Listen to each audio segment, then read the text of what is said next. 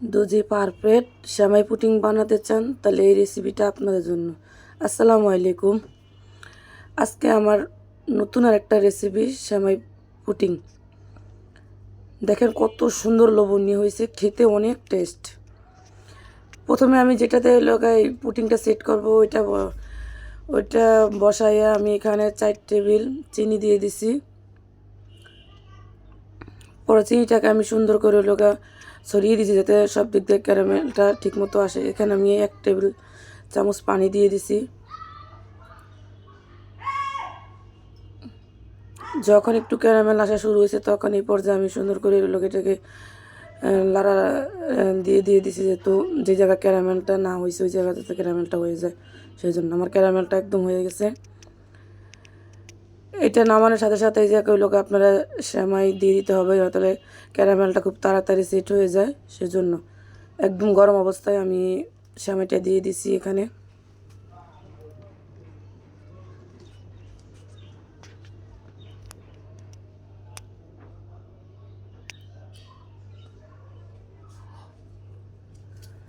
এখানে একটা বল নিয়ে নিছি, বলে আমি 3টা ডিম নিছি।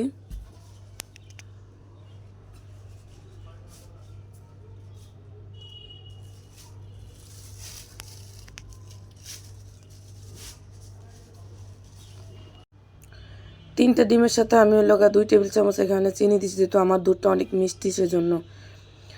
এখানে আমি 1 কাপ গুঁড়া 1 কাপ দুধ দিছি। এখানে আমি হাফ কেজি দুধ জাল করে একদম ঘন করে আমি 1 কাপ করছি।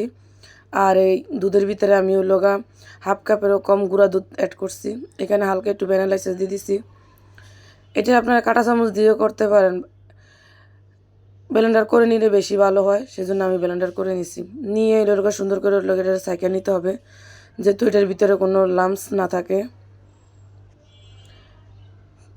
এখানে আমার সেমাইটাও সেট হয়ে গেছে। পর আমি এই পর্যায়ে বেটারটা এখানে ঢেলে দেব। পর উপরে দিয়ে আমি আর একটু সেমাই দিয়ে দেব।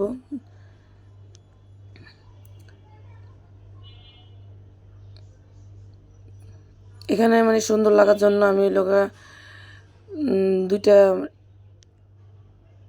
খেজুর কেটে এখানে সুন্দর করে দিয়ে দিছি। পর আগেতে একটা চুলা একটা হাঁড়ি বসা, ওইটার ভিতরে পানি দিয়ে গরম করে নিচে আমি একটা স্ট্যান্ড বসা দিয়ে আমি ওইটার উপরে এটা দিয়ে দিচ্ছি। আপনারা চাইলে স্ট্যান্ডের বদলে এখানে মোটা কোনো কাপড়ও দিতে পারেন। আমি 30 মিনিট দেখে লো আছে একদম 30 মিনিট পর আমি ফিরে আসছি।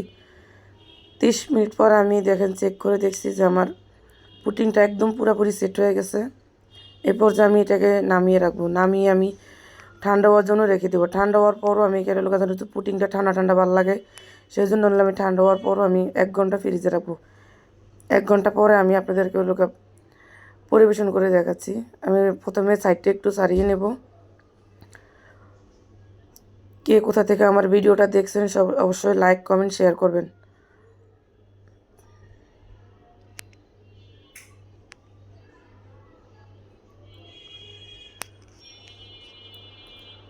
দেখেন কত সুন্দরভাবে আমার পুডিংটা সেট হয়েছে। বাসা একবার হলো